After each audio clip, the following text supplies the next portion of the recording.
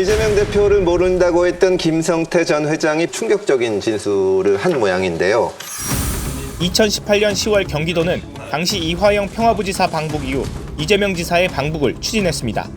이재명 지사의 방북 일정 등도 함께 상의하기로 했습니다. 김 전 회장은 북한이 방북 비용을 요구했고 이 대표 방북 명목으로 300만 달러를 전달했다고 검찰에 진술한 것으로 전해졌습니다.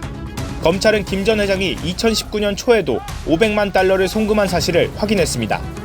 김 전 회장은 경기도가 북한과 추진하다 차질을 빚고 있었던 스마트팜 사업 지원 차원에서 돈을 보냈다고 말한 것으로 확인됐습니다. 아마 검찰에 신작 소설이 나온 것 같은데 종전의 창작 실력으로 봐서 잘 안 팔릴 겁니다.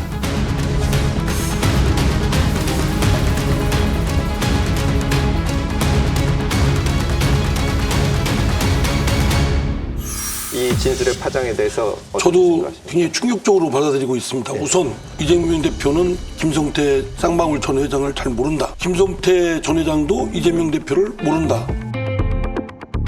근데 그게 뒤집는 얘기들이 한둘씩, 물론 진위 여부는 좀 확인해 봐야 되겠습니다만 상당히 좀 충격적이거든요.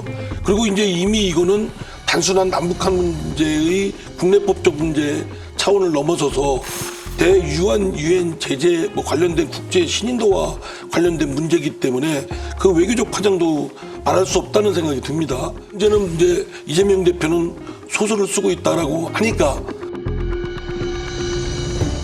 전혀 사실무근이라는 얘기 아니겠습니까? 그러면 수사기관의 철저한 수사를 통해서 진상을 규명을 하고 그에 따르는 책임이나 판정을 해야 되겠죠. 아니 구체적으로 뭐가 소설이냐라는 거예요. 지금 검찰에서 증거를 딱딱딱딱 제시되니까 거짓말을 하다가 거짓말을 더 이상 못하게 된 상황이라고 좀 보거든요.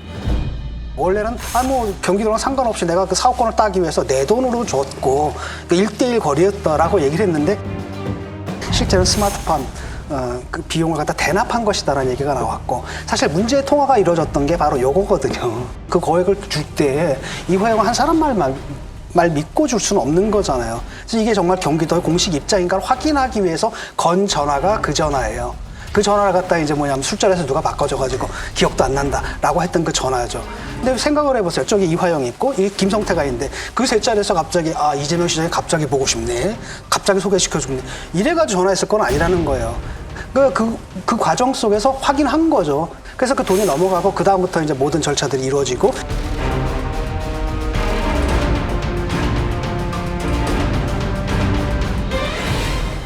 김성태와 통화해서 고맙다는 말도 하셨다는데 전혀 기억이 안 나십니까? 소설 가지고 자꾸 그러지 마시죠.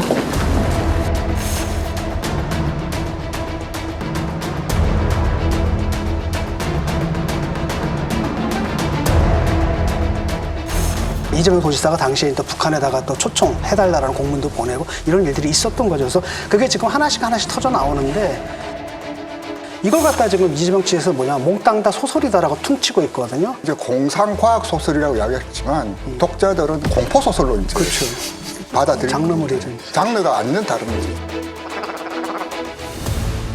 그러니까 참 이게 우리나라 정치에서 그 고쳐지지 않는 고질병이 북한을 매수하는 거죠. 북한에다 돈을 갖다 주고 남한 정치에서 그것을 이용하려고 하는. 그러니까 북한에서 우리를 우습게 보게끔 하는 그런 일들이 아직도 계속 이루어진다는 게 지금 21세기에 저는 그 점이 굉장히 좀 실망스러웠어요. 저도 이제 이 문제를 이제 국민 여론적 관점에서 한번 보자면, 물론 사실이라는 전제에서인데, 이렇다라면 성남 FC, 대장동, 변호사비 이러저런 거 다 합쳐도 이거 하나만큼도 못할 만큼의 휘발성이 굉장히 큰 이슈다. 결국 이제 이재명 당시 경기지사가 대선용 레퍼런스 쌓으려고 하는 대북 관련해서 나도 그만한 어떤 업적과 그만한 관계가 있다. 이것을 이제 보여주기 위한 레퍼런스 쌓기로 한 거 아니냐. 사실 검찰의 결론인데